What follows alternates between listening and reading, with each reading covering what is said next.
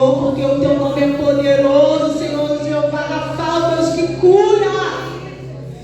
Como nós louvamos, nenhuma enfermidade vai ficar de pé diante de nós, porque o Senhor está conosco. Ah, Jesus, não há ferrolho nem portas que se fechem diante de nós, porque o Senhor está conosco neste lugar. Aleluia. Senhor, vai de encontro agora aqueles que estão em casa, Senhor. Vai de encontro agora aqueles que estão assistindo essa live, Senhor. Visita cada lar agora. Vai de encontro a cada um agora que está em casa assistindo esse culto, Senhor. Oh, Senhor, toda porta fechada, todo ferrolho, em nome de Jesus, caia por terra agora. O Senhor é a porta aberta, Deus. E se o Senhor abriu, ninguém pode fechar, Senhor. Toma nas tuas mãos, Senhor, a tua igreja que se reúne em adoração neste lugar, Deus. Toma nas tuas mãos. Seja o escudo da tua igreja, Senhor. Aleluia. Oh, Senhor, como é bom estarmos aqui, Deus, buscando a tua face, te adorando em espírito e verdade, Senhor.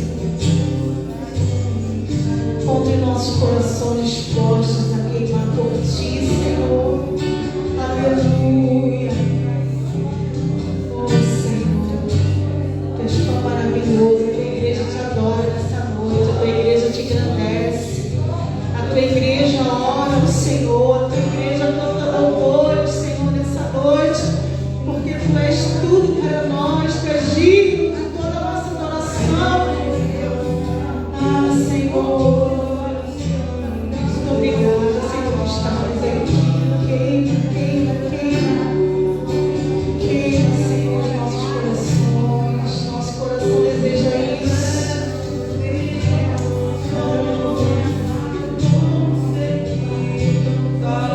Todas as vezes que eu cantar, só quero te falar. Teu é o reino e a glória pra sempre. Teu é o domínio e o poder. Amém, amém.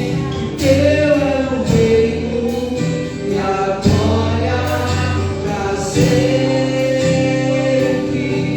Teu é o domínio e o poder. Amém, amém.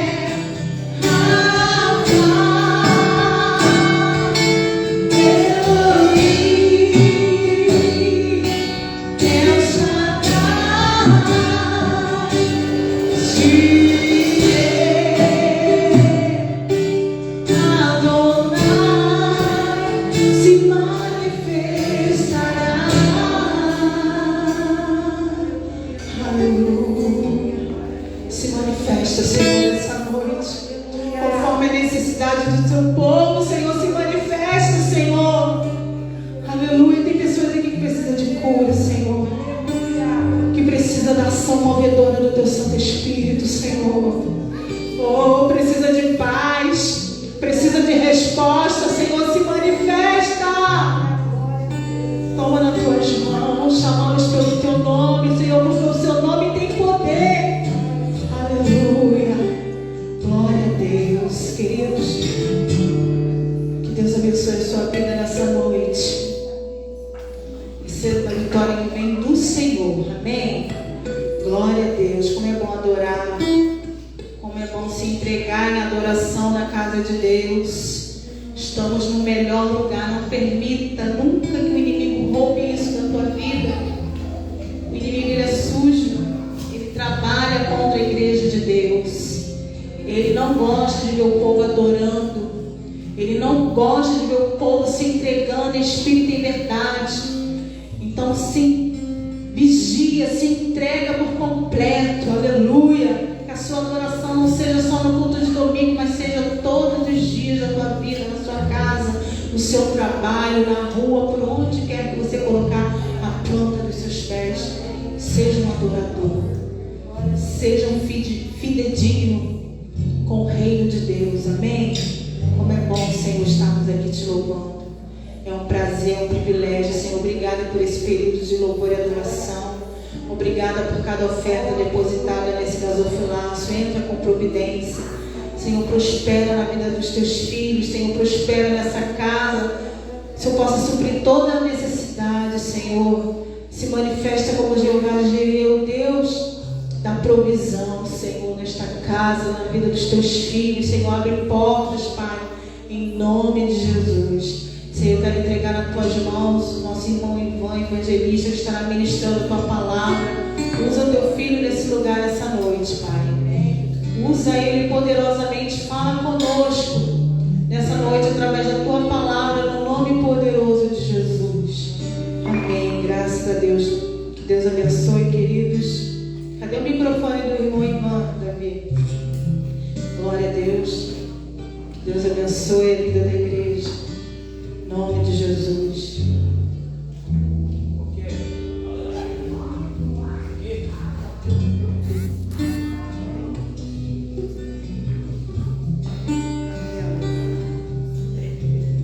Paz do Senhor, meus irmãos. Amém? Amém. Deus abençoe a todos. Para aqueles que nos visitam, seja bem-vindo em nome de Jesus, né? Deus abençoe você. Tenho certeza que você é uma bênção. Deus abençoe você. Abra sua Bíblia no livro do profeta Zacarias, capítulo 3. A nossa diaconisa Márcia terminou aqui um momento do louvor dizendo que o inimigo, ele nos impede de adorar, né? Nos impede de nos entregar, né, para Deus.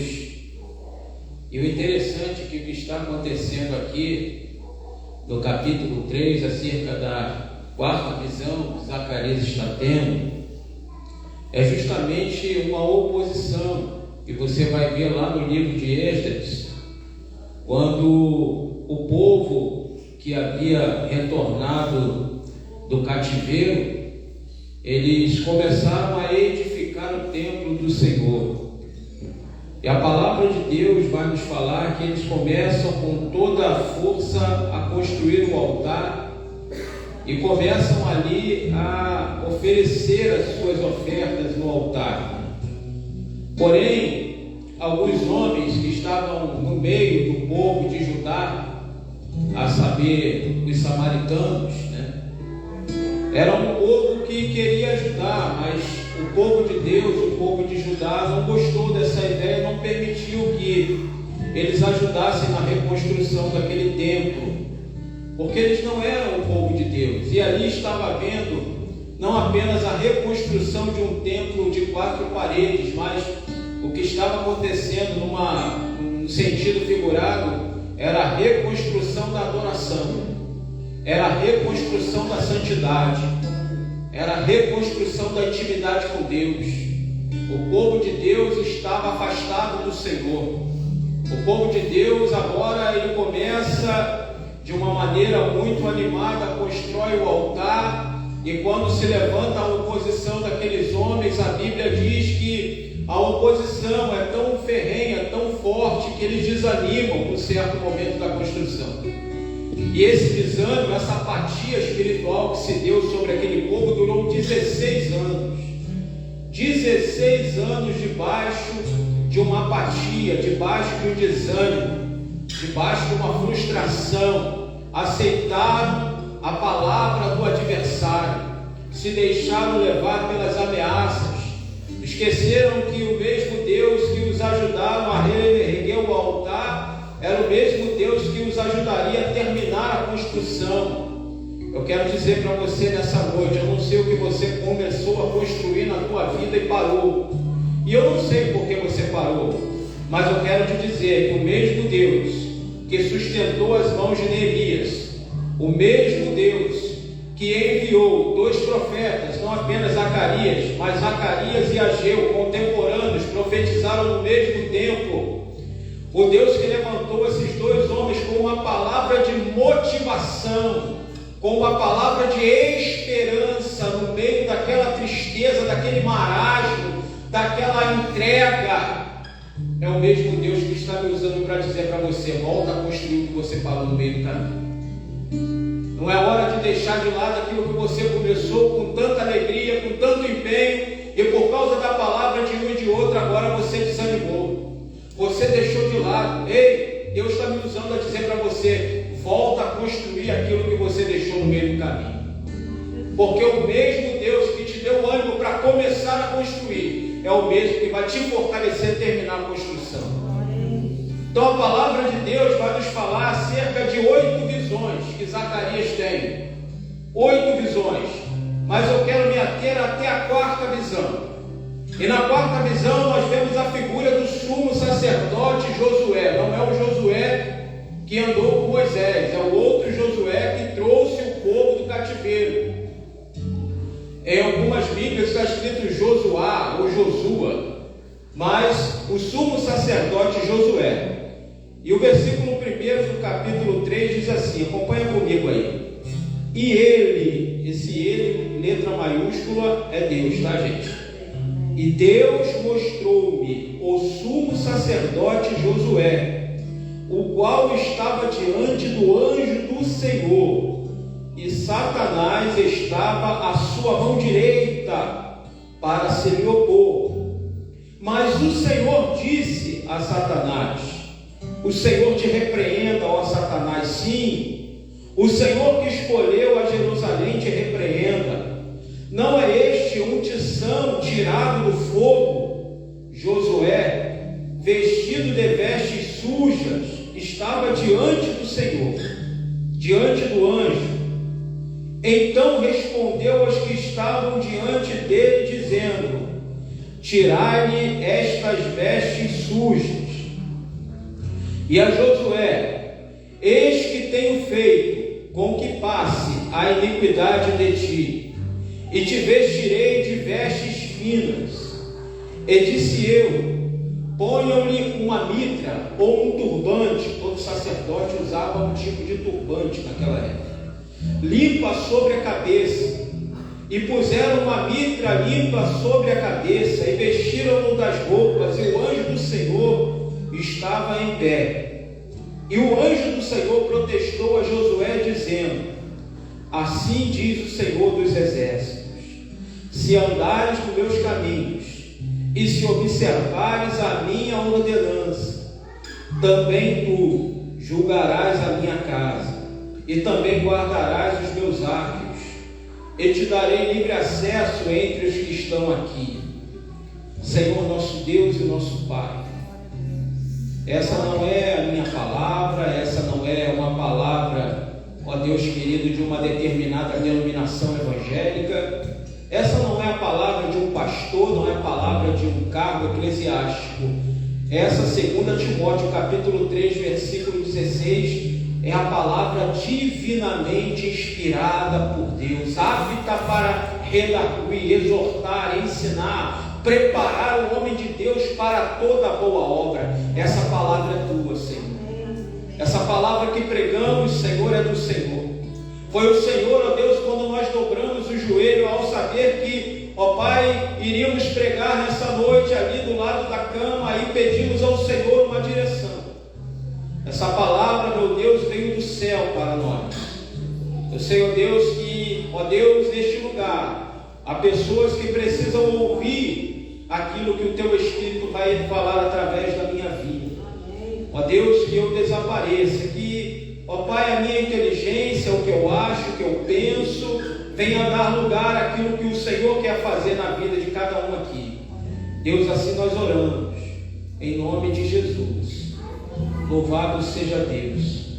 Meus irmãos, então, como eu vinha dizendo, a figura do sumo sacerdote Josué representa a vida espiritual do povo de Deus na época em que Zacarias e Ageu estavam profetizando.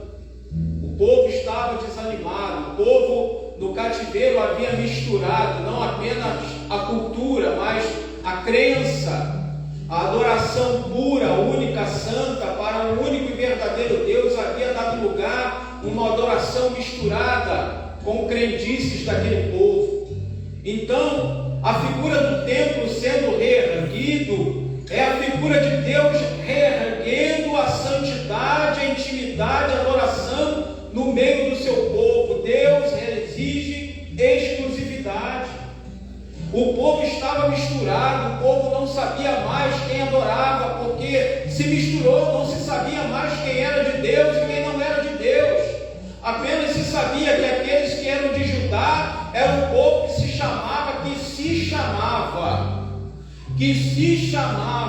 preste atenção, há muitos hoje que se chamam, há muitos hoje que parecem, há muitos hoje que se vestem, que até falam como de Judá, mas não são mais de Judá. Porque o que faz o homem ou a mulher ser de Judá, ser de Deus, não é aquilo que ele mostra do lado de fora, é aquilo que Deus olha dos altos céus, como olhou para Davi e viu. O que Deus tem visto ao olhar para mim e para você, quando a gente está longe de todo mundo. É ali que a gente mostra se a gente verdadeiramente é ou não é do Senhor. Aquele povo, ele não servia mais a Deus, Deus não era mais a referência de Judá. Sabe, Deus era apenas alguém que um dia fez algumas maravilhas, eles lembravam daquilo que Deus havia feito, mas a presença de Deus não estava mais no meio daquele povo. Então, Deus levanta dois homens e eles começam a profetizar uma palavra de motivação. Volte aí no capítulo 1. No 8º mês do 2º ano de Dário, veio a palavra do Senhor ao profeta Zacarias, filho de Baraquias, filho de Ido, dizendo: o Senhor se irou fortemente contra vossos pais. Portanto, dize-lhes assim, diz o Senhor dos exércitos: tornai-vos para mim. Quer dizer, o povo não estava mais andando nos caminhos do Senhor. Diz o Senhor dos exércitos: e eu me tornarei para vós, diz o Senhor dos exércitos. E não sejais como os vossos pais, ao qual clamavam os primeiros profetas, dizendo: assim diz o Senhor dos exércitos, convertei-vos agora dos vossos maus caminhos e das vossas más obras, mas não ouviram nem me escutaram, diz o Senhor. Vossos pais onde estão? E os profetas viveram eles para sempre? Contudo, as minhas palavras e os meus estatutos que eu ordenei aos profetas, meus servos não alcançaram a vossos pais. E eles voltaram e disseram: assim como o Senhor dos exércitos fez menção de nos tratar segundo os nossos caminhos e segundo as nossas obras, assim Ele nos tratou. E a palavra de Deus vai dizer, no versículo 9 do mesmo capítulo 1: e eu disse: Senhor meu, quem são estes? Disse o anjo que falava comigo: eu te mostrarei quem são estes. É a primeira visão dos cavalos. Nós vemos no versículo 18 a segunda visão: e levantei os meus olhos e vi, eis 4 chifres, 4 nações. E eu disse ao anjo que falava comigo: quem são esses chifres? E ele me disse: esses são os chifres que dispersaram a Judá e a Israel e a Jerusalém, ou seja, que levaram no cativeiro levá-lo escravo. E o Senhor me mostrou 4 carpinteiros. Então eu disse: que vês? O que eles estão fazendo? E ele falou: estes são os chifres que dispersaram a Judá, de maneira que ninguém pôde levantar sua cabeça. Estes, pois, vieram para amedrontar, para derrubarem os chifres dos gentios que levantaram o seu poder contra a terra de Judá, para espalhar a segunda visão. Os carpinteiros são os anjos do Senhor. Os carpinteiros é o próprio Deus, derrubando as nações que haviam aprisionado Judá, escravizado Judá, livrando Judá, libertando Judá. A terceira visão: tornei a levantar os meus olhos e vi, eis um homem que tinha na mão um cordel de medir. E eu disse: para onde vais tu? E ele me disse: vou medir Jerusalém, para ver qual é a sua largura, qual é o seu comprimento.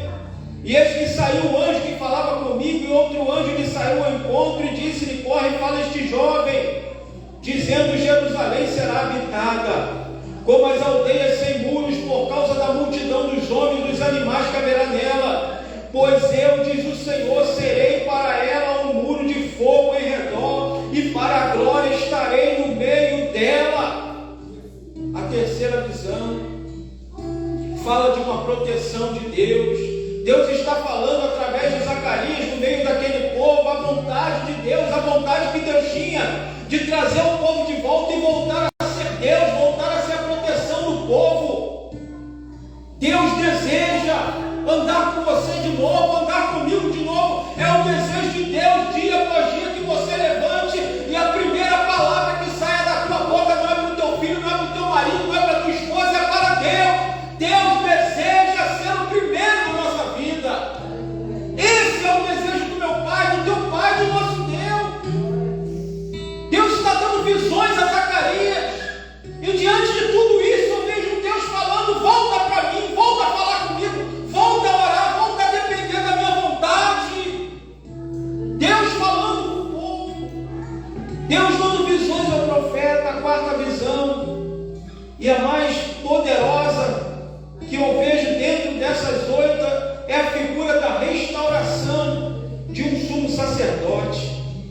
Aleluia! Como Deus ele tem um cuidado, como Deus ele se apresenta como um advogado junto ao Pai, que mesmo você e eu sendo acusados por Satanás, ele se apresenta como nosso advogado para repreender as acusações do diabo sobre a nossa vida. Olha o que está escrito aqui. Eu não sei se você está sendo acusado por algo, mas eu quero dizer nessa noite, Deus me trouxe aqui com essa palavra para dizer que você tem um advogado justo e fiel. Você tem esse advogado justo e fiel. O sumo sacerdote estava ali diante do anjo. E o interessante é que à direita de quem erra está sempre o diabo. À direita daquele que escorrega está sempre Satanás. Para quê? Para acusar. Para dizer para você que você nunca mais vai voltar a ser aquilo que você foi. Satanás estava à mão direita para se lhe opor. O sumo sacerdote estava diante do anjo, um tribunal, com as vestes sujas, simbolizadas pelo pecado. Sujeira é o pecado.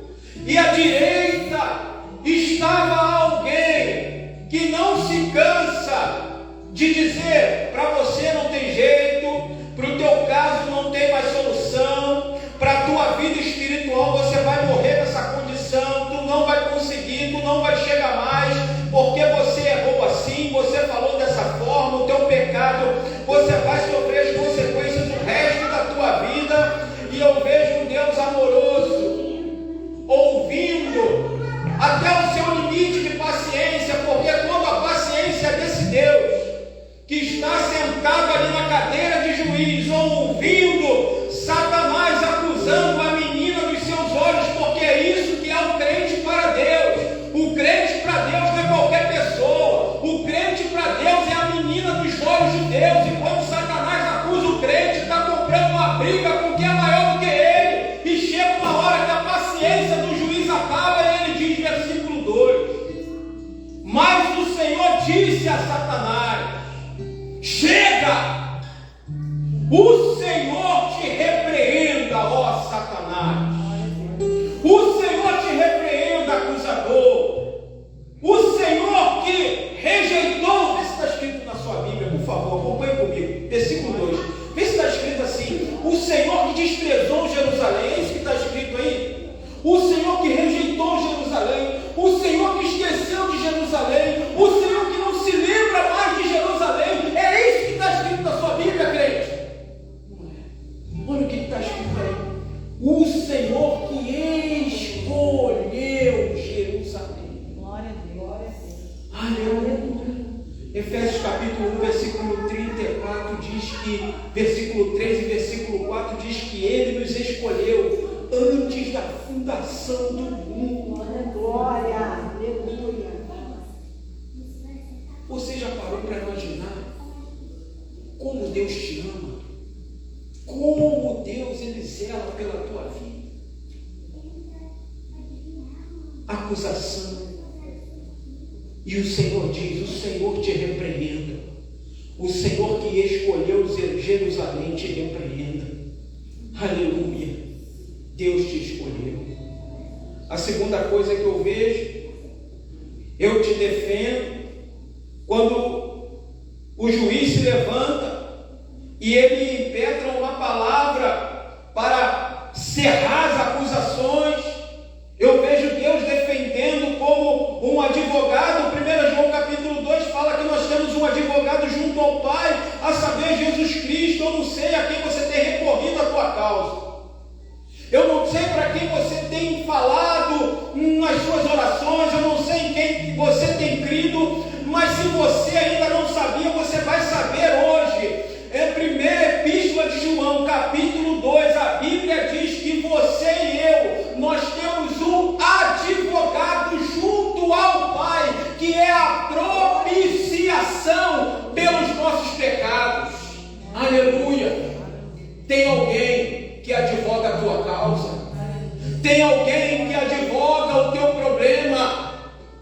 Olhando para um filme de John Hus essa semana, de 1614, uma das acusações que ele foi acusado pela corte ali dos cardeais da Igreja Católica foi quando ele está sendo interrogado ali, e estão obrigando ele a renunciar tudo aquilo que Deus havia mostrado para ele. E uma das coisas que Deus havia mostrado para ele era que o céu não se compra com dinheiro. A outra coisa que Deus havia mostrado para ele é que nós não precisamos mais de intermediários para falar com Deus.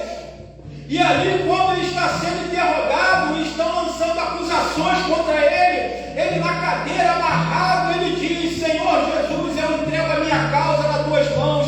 E aquele cardeal acusa ele de blasfêmia, porque naquela época, segundo aquela religiosidade, para uma pessoa receber um favor de Deus, era necessário ela chegar até o Papa, até o cardeal, até o homem. Mas a palavra de Deus diz que através da morte, da ressurreição de Cristo, lá dentro do santuário, no lugar santo dos santos, havia uma cortina muito pesada, e a Bíblia diz que ela foi rasgada de alto a baixo. Deus volta a falar com o homem, Deus volta a advogar a causa do homem, Deus volta a se relacionar com o ser humano. Tu não precisa mais de alguém para que interceda a Deus pela tua vida. Se você chegar aqui e me pedir oração, eu vou orar por você, mas eu quero dizer para você, lá na tua casa você pode falar com Deus. Lá no teu trabalho o véu está rasgado. Dentro da tua sala de aula, aonde quer que você esteja, o problema que você estiver enfrentando, o véu está rasgado, e não foi de baixo para cima, foi do alto para baixo. Deus rasgou, Deus abriu uma nova aliança. Agora a comunicação com o céu é direto, não precisa mais que ninguém invoque a Deus pela tua vida, você pode invocá-lo. Eu te defendo. Romanos 8:33. Quem tentará acusação contra os eleitos de Deus? Você é um escolhido do Senhor, você é escolhida do Senhor. Antes da fundação do mundo, o Senhor já te amou, o Senhor já te escolheu, o Senhor te predestinou para o céu. Aleluia!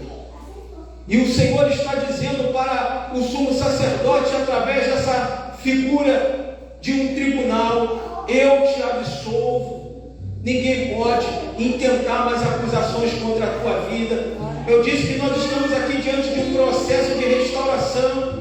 Enquanto o templo está sendo reconstruído, Zacarias está tendo uma visão profética da construção. E à medida que o sumo sacerdote vai sendo perdoado, vai sendo restaurado, vai sendo limpo, vai sendo lavado, edificado, o templo vai sendo construído, as colunas vão sendo erigidas. Aleluia! Deus está levantando o templo e Deus está me usando para dizer a você nessa noite: Ele está reestruturando, Ele está reconstruindo, Ele está restaurando áreas da sua vida que até hoje você pensa que não tinha jeito. Você aceitou as acusações do teu adversário, você se deixou levar pela posição dos construtores que não queriam que você terminasse de construir, mas está nessa noite aquele que fortaleceu Elias, aquele que fortaleceu Moisés, aquele que usou Zacarias para dizer: a reconstrução do meu templo vai começar, mas vai terminar. A reconstrução da tua vida vai terminar. Eu não sei qual é a área da tua vida que parou pela metade, mas vai terminar. Vai terminar. Eu quero ser profeta de Deus nessa noite, estender a mão para você e dizer: vai terminar. Vai terminar. Não vai ficar na metade. Deus é contigo. Aleluia. Eu te restauro. Olha só o que diz aqui no versículo de número 2, na última parte: o Senhor que escolheu a Jerusalém te repreenda. Deus falando para o diabo, e ele fala assim: não é este um tição tirado do fogo, um pedaço de carvão? É um tição. Só que a figura, nós estamos trabalhando com uma visão que prefigura a reconstrução, e o sumo sacerdote é o povo de Deus, e o tição, que é um pedaço de carvão hoje, e o que simboliza este fogo, que o tição foi tirado desse jeito, apagado, sujo, significa o cativeiro. O cativeiro que queimou aquilo que um dia era um carvalho de justiça, agora é um tição. Mas mesmo em forma de tição, o Senhor está me mandando te dizer: eu te escolhi. De repente você passou por uma luta, por uma prova, por um deserto, e essa prova consumiu você, tuas forças, a tua esperança, a tua beleza, e hoje você, para muitos, é um tição apagado. Mas Deus, quando olha para você, vê você como a escolhida, como escolhido. Para o mundo você pode ser tição, alguém sem valor, alguém que foi queimado pela prova, pelo deserto da vida, pelas tribulações, mas aos olhos de Deus você continua sendo Jerusalém. Aos olhos do Senhor você continua sendo alguém que foi escolhido, separado e predestinado para morar com Ele por toda a eternidade. Não é um tição tirado do fogo. Aleluia. A resposta de Deus para Satanás não é um tição. Isaías 61 fala de carvalhos de justiça. Você vai voltar a ser um carvalho. Você vai voltar a ser um carvalho de justiça nas mãos do Senhor. A restauração está acontecendo. Aleluia. Versículo 3. E Josué, vestido de vestes sujas, estava diante do Senhor, com as vestes sujas. Então respondeu as que estavam diante dele, dizendo: tirai-lhe essas vestes sujas. E a Josué disse: eis que tenho feito com que passe de ti a tua iniquidade, e te vestirei de vestes finas. Sou eu, Deus, que te santifico. Sou eu, tua vida de novo. Sou eu, Deus, que limpo o teu pecado. Sou eu, Deus, que apago as tuas transgressões. Sou eu, Deus, que passo uma borracha e faço uma estrada nova diante de você. Deus manda retirar aquilo que simbolizava o pecado, simbolizava a vergonha na vida de Josué, e coloca sobre Josué uma veste limpa, uma veste nova, uma veste de santidade. Aleluia! O Senhor está trocando a tua veste nessa noite. O Senhor está retirando a tua iniquidade. O Senhor está passando uma borracha no teu pecado, e o Senhor está te dando uma nova oportunidade. Aleluia! Havia uma multidão de pessoas acusando aquela mulher, e depois que Jesus perdoou, depois que todos foram embora, Jesus olha para aquela mulher e diz assim: olha, tudo bem, você foi perdoada, é um recomeço para a tua vida. Preste atenção numa coisa que eu vou te dizer agora, mulher. Vai, ninguém vai te acusar mais, você está livre. Vai, minha filha, eu sou contigo agora, mas preste atenção numa coisa: peca mais. Quando a Bíblia fala de iniquidade, a Bíblia não fala de acidente, gente. Quando a Bíblia fala que por se multiplicar a iniquidade, uma dor vai se esfriar, a Bíblia não está falando de um acidente de percurso. A Bíblia está falando de coisas que você sabe que Deus não se agrada, mas mesmo assim você pratica. Coisas que você sabe que não agrada a Deus, mas mesmo assim você faz.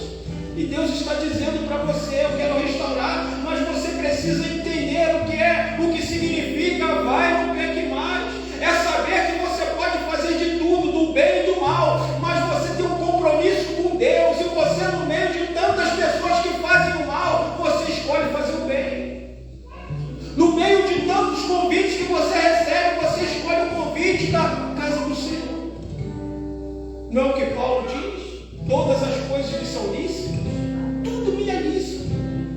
Quando a palavra de Deus lá no jardim, quando Deus deu aquela ordem para a mulher e para o homem: olha, você come de tudo, mas está vendo aquela árvore ali no meio do jardim, não toca nela não, porque no dia que tu tocar tu vai morrer.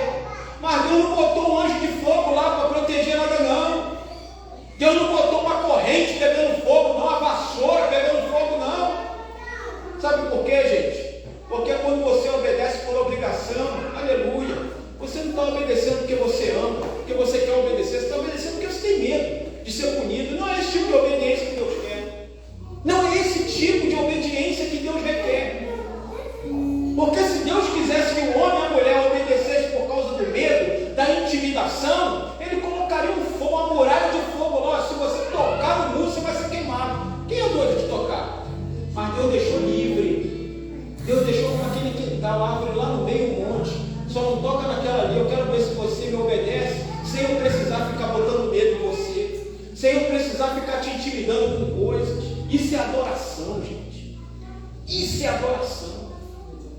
Isso é você adorar, você obedecer ao Senhor, não por medo de ir para o inferno, não por medo de receber castigo do céu, não. Você obedece a Deus porque você ama a Deus. Isso é adoração. Isso é andar com Deus, gente. Então está havendo uma reconstrução. Vestes novas, Deus está santificando. Aleluia. Vamos ver o que Deus está fazendo mais. Então respondeu os que estavam comigo: tirai as vestes, tirou as vestes, colocou veste nova, apagou a iniquidade, colocou vestes finas. E no versículo 5, é para você que um dia foi ministro na casa de Deus. Esse versículo 5 aqui é para você que já foi um oficial dentro de qualquer igreja. É para você que já foi um obreiro, é para você que já foi um diácono, é para você que já foi um presbítero, é para você que já foi um pregador do evangelho. Eu não sei o que você já fez, mas esse versículo 5 aqui é para você. Ponho-lhe uma mitra sobre a sua cabeça. Se Deus está mandando colocar uma mitra sobre a cabeça do sumo sacerdote, é porque ele estava ali sem a mitra na cabeça. Quando Deus manda trocar as vestes, ele estava vestido, mas as vestes estavam sujas. Então Deus manda tirar a veste suja e colocar a veste limpa. Mas a mitra, Deus não manda trocar a mitra suja, Deus manda botar uma coisa que já acabou. Teu ministério acabou. Está sem mitra. Mitra é o turbante do sacerdote. Está sem unção. Deus manda colocar sobre a tua vida, sobre a tua cabeça, novamente um turbante. E o turbante significa: eu estou restituindo na tua vida a unção de anos atrás. Eu estou restituindo na tua vida o ministério. Eu estou restituindo na tua vida a tua vocação. O sacerdote está ali sem a mitra, sem o turbante. E Deus está dizendo: coloca sobre ele novamente o turbante, a mitra, porque eu sou Deus que não apenas apago a iniquidade, eu sou Deus que restituo. Aleluia, os dons de Deus são irrevogáveis. Os dons de Deus sobre a tua vida são irrevogáveis, ninguém tira. O sumo sacerdote estava nessa condição e Deus está restituindo ele em todos os aspectos. Deus é o Deus que restitui. Deus é o Deus que faz tudo novo. Deus é o Deus que devolve o que você perdeu. Esse é o Deus. Esse é o Deus que Zacarias está sendo usado, levantado a pregar a uma geração desanimada, uma geração prostrada, uma geração de baixa acusação, de baixa iniquidade. E Deus está usando Zacarias para trazer essa palavra de ânimo, de motivação. Dizendo: eu sei que vocês estão assim, mas eu estou aqui para restaurar vocês. Era o que Deus estava dizendo. Eu te restituo ao ofício sacerdotal. O que Deus estava fazendo ao colocar o turbante. Deus estava restituindo. O templo não estava sendo construído. Vamos fazer assim: aqui é Zacarias tendo a visão. Aqui é o templo, o livro de Esdras, e aqui é o livro do profeta Zacarias. Zacarias está tendo a visão. E Esdras está aqui, o templo está sendo levantado. Para o templo ser templo, tem que ter sacerdócio. Aleluia. E o que Deus está fazendo? Devolvendo o turbante. Está restituindo o sacerdócio dentro do templo, gente. Não é apenas feito de 4 paredes e um teto bonito. É alguém para oferecer incenso e oferta diante do Senhor, que Deus está restituindo a adoração, aleluia, o sacrifício, as ofertas. Deus está restituindo tudo dentro desse templo, usando a visão que deu ao profeta Zacarias. Põe-lhe uma mitra e colocou sobre a cabeça, e vestiram das roupas, e o anjo estava em pé. Aleluia. E assim diz o Senhor: se andares nos meus caminhos. Deus é tremendo, Deus é muito maravilhoso, gente. Deus não te cobra nada, Deus não te pede R$1, Deus não te pede nada. Deus, ele te restaura, e no final de tudo ele só te aconselha. Olha, preste atenção, você não me deve nada. Preste atenção, eu não sou um agiota que eu estou fazendo isso hoje na tua vida para amanhã você me dar em dobro. Não, eu não quero teu dízimo dobrado. Eu não quero sacrifício de fogueira santa, de oferta, de dízimo 3 vezes mais. Eu não quero nada disso. Se você quiser me dar, aí é com você, mas eu não quero nada disso. Eu não estou fazendo para que você me dê amanhã de volta. Não é nada disso não. Mas eu só quero te dar um conselho para o teu bem. E qual é o conselho que Deus dá? A reconstrução está completa. Está completa. A figura do sumo sacerdote está totalmente restituída. O templo já está erigido. Qual é o último conselho para que esse templo funcione da maneira que Deus quer que funcione? Para que a glória desça aqui. Porque templo sem glória vale de nada. Templo sem presença é qualquer coisa. É melhor botar uma placa e falar padaria. Aqui é um mercado, aqui é uma padaria, aqui é uma farmácia. Porque o que faz o templo ser templo é a presença de Deus dentro do templo. Aleluia. O que faz de você e eu sermos crentes, não quanto a gente conhece desse livro, é o Espírito Santo derramado por Deus em nossos corações. É o novo conhecimento que Ele produz em nós.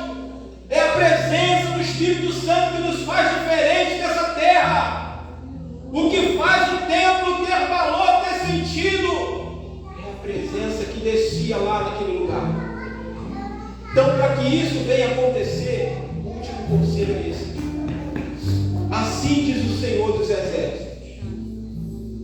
Se Ele não está mandando, não, né? Deus aconselha. Existem religiões por aí, que eu não vou citar o nome, que quando você quer sair, ameaça teu filho, né? Ameaça você, fala que você vai pegar um câncer, uma AIDS, teu filho vai ficar maluco. Não é assim? Eu vou abandonar isso aqui. Tu vai abandonar, mas fulano de tal vai pegar você na esquina. Deus é tão poderoso, gente. Deus é tão poderoso. A Bíblia diz que Ele chama cada estrela pelo seu nome.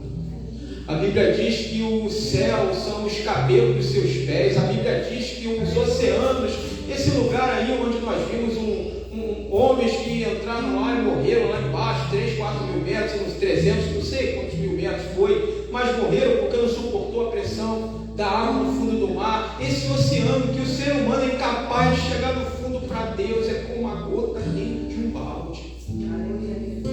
E mesmo com esse poder todo, gente, de dar a vida, de tirar a vida, de edificar e de derrubar, de abrir porta, de fechar a porta. Olha o conselho: se a escolha é sua, é o que Deus está falando. Eu fiz a minha parte, estou te restaurando, estou te restituindo ao ministério, estou devolvendo a unção na tua vida. Agora, o que eu vou falar aqui depende de você, não depende mais de mim. Se andares nos meus caminhos, e se observares a minha ordenança, também tu julgarás a minha casa, e também guardarás os meus átrios, e te darei livre acesso entre os que estão aqui. Ouve, pois, Josué, e olha como é que Deus chama ele agora. Ouve, pois, Josué. Vê o que está escrito aí depois de Josué: sumo.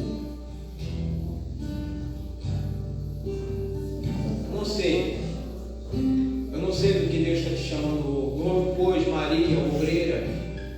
Ouve, pois, Juliana, diaconisa. Eu não sei, mas eu sei de uma coisa: Deus hoje está restituindo você ao teu ofício dentro da casa dele.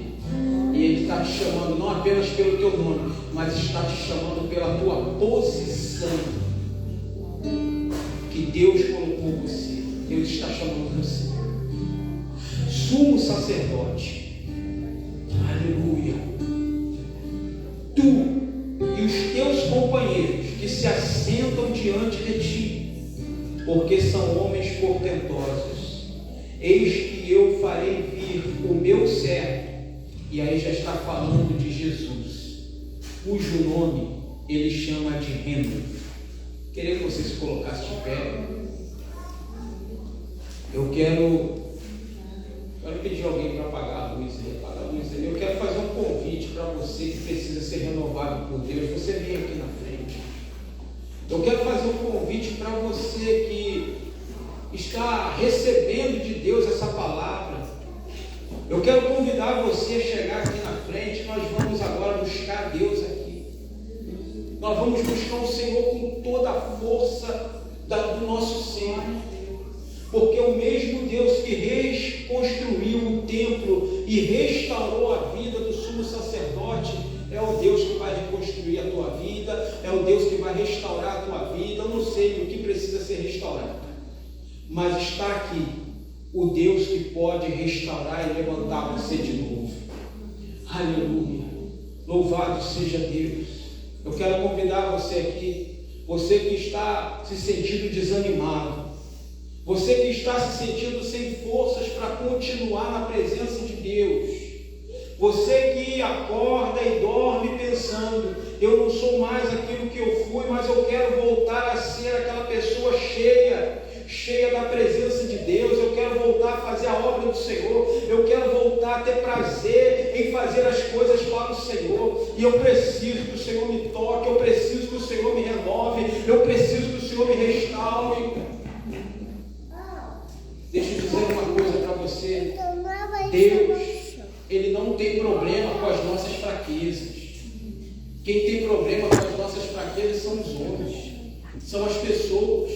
Que está aqui um homem de Deus, um diácono abençoado, anos na presença de Deus, está reconhecendo que precisa que Deus traga sobre ele uma unção nova, fresca.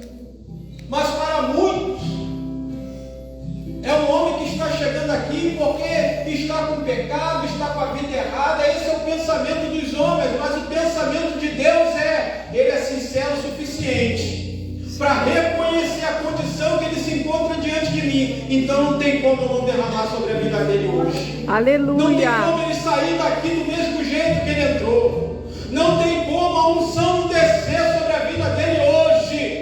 Eu quero dizer para você que Deus vai restituir aquilo que você perdeu hoje, agora, aqui diante desse altar. O nosso Deus é poderoso.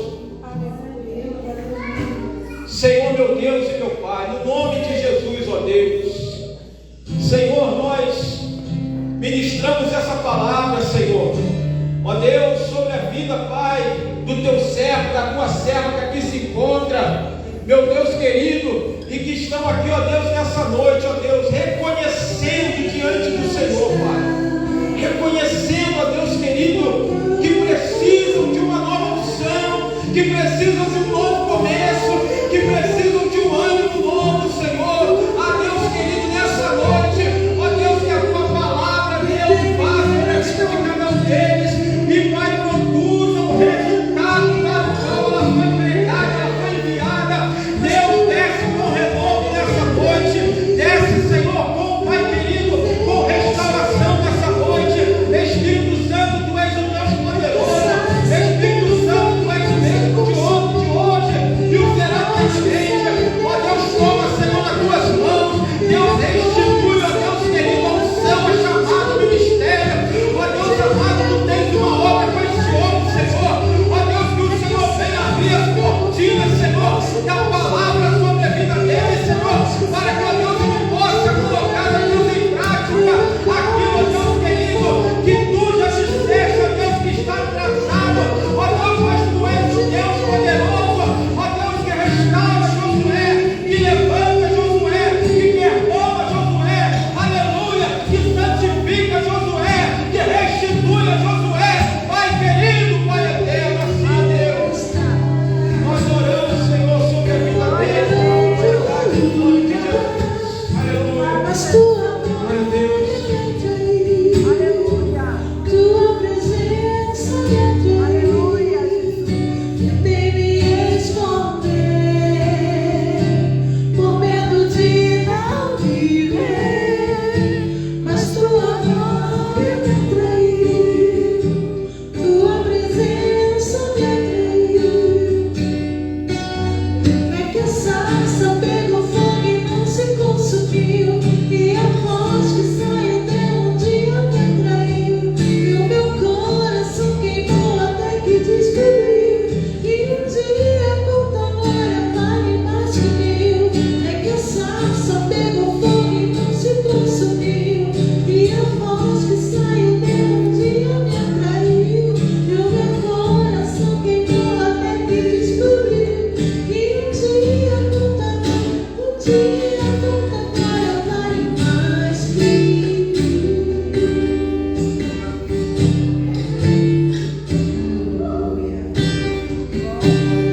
Louvado seja Deus.